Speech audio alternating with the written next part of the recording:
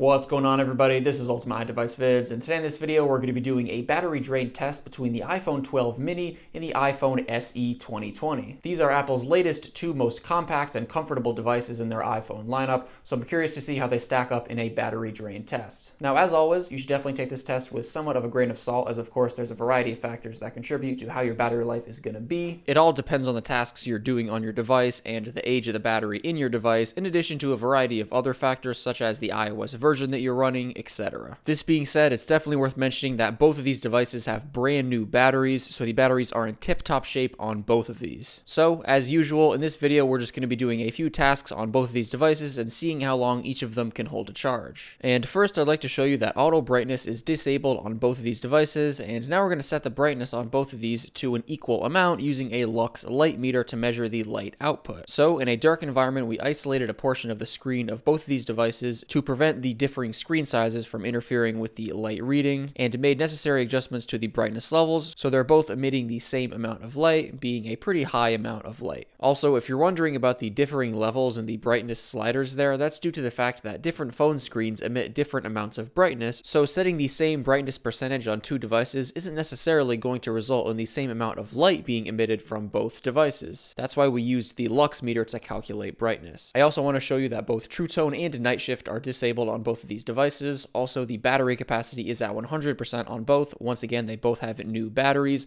Also, they're both running the latest iOS version as of recording this video, being iOS 14.2. Both devices are currently connected to a power strip, and they're both at 100%. So what we're going to do is we're going to go ahead and turn off the power strip and remove the cables. Alright, so let's begin with our usual 2.5 hours of YouTube video streaming. So we're going to load the same video on both, and we're going to set the quality to 1080p on both. We're also going to make sure the video is full screen on the 12 mini, and we're going to be keeping track of time on an iPhone 7 over here. So we're just going to let this video play for 2.5 hours, and then we'll come back and check on the battery percentages. And after 2.5 hours of YouTube video streaming, the 12 mini is at 83%, and the SE 2020 is at 53%. So with the 12 mini in the lead, let's go ahead and move on to an hour and 15 minutes of Grand Theft Auto San Andreas. So we'll open up the application here on both, and we'll actually get into the game itself. And we're just going to keep the game running on this screen here for an hour and 15 minutes. And checking in 50 minutes into San Andreas, the 12 mini is at 66%, and the SE 2020 is at 20%. So definitely a little bit of a surprising result. Definitely keep in mind this is a pretty intense test with pretty intensive battery draining tasks at a pretty high screen brightness, but that's what we're going for in this video. And after an hour and 15 minutes of San Andreas, the 12 mini is at 58%, and the SE 2020 is at 6%. So with the SE 2020 barely hanging on, let's move on to 1 hour of Asphalt 9. We'll see how long the SE 2020 can keep going here. And 6 minutes into Asphalt 9, the SE 2020 dies, giving it a total on-screen time in this test of 3 hours and 55 minutes, so basically 4 hours. Definitely a little bit of a surprising result, but once again, this is a pretty intense test. But this makes me wonder how much the smaller battery and lack of an OLED display played into the SE 2020's results. So we're going to keep Asphalt 9 running on the 12 mini for the scheduled hour. And after an hour of Asphalt 9, the 12 mini is staying strong with 40%. And even though the SE 2020 died, we're going to keep the test going until the 12 mini dies as well. So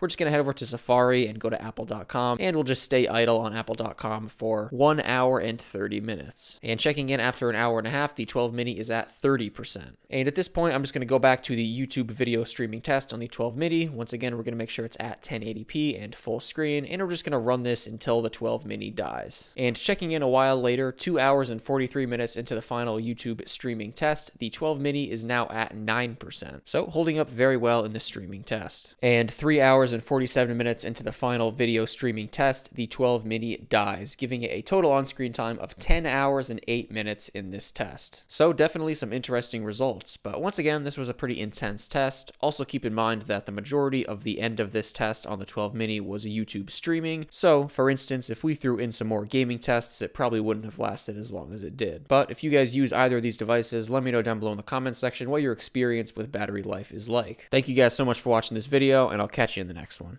Peace out.